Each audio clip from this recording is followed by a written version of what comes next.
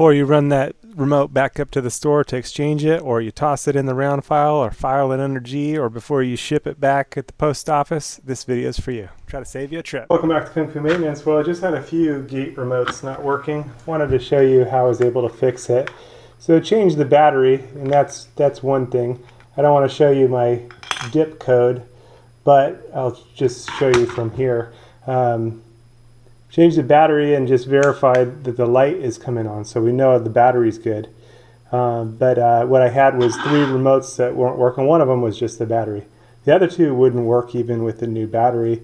And what I did is flipped all the dip switches all down, and then flipped the ones that are supposed to go up, and that's what fixed it. Just by switching them all down and then switching them, it was able to work. If that hadn't worked, then I would have flipped them all up, and then flipped the ones that are supposed to be down in order to get the dip switch code correctly. You have different amounts of dip switches. Yep. Some of them are an 8 dip switch, some of them a 16 dip switch, 10 dip switch. You know, that's the amount of switches. So it's just a matter of aligning the code to your setup, or to your code for that particular setup. So anyway, this one, flipped them all one way and then set them how they should be. Sometimes what happens is one isn't all the way switched on, or all the way switched to 1, or all the way switched to 2. And so it was just an easy matter of reprogramming.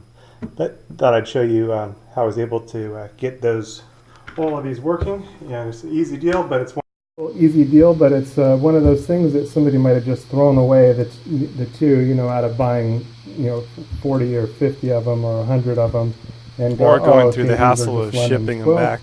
Maybe not for a refund. Fix them.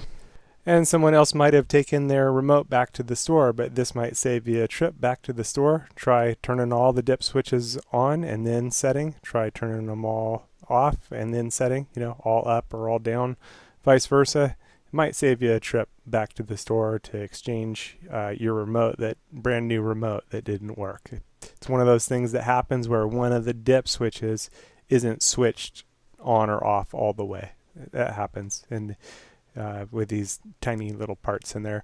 There's also some, like the universal remotes, they might have 16 dips, but you only would need to set the first 8 if you had an 8 dip setup, or a 10 dip setup. Set the first 10 and then leave the other ones all off or all on.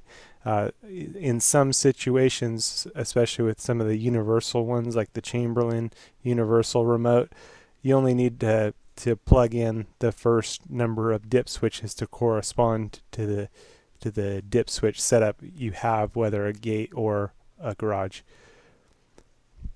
Hope that helps somebody out there. Hope it saves you a trip to the store or post office. Prevents you from needing to throw some remotes away. You don't want to do that.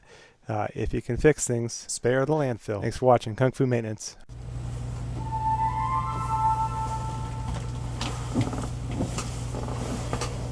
Ooh.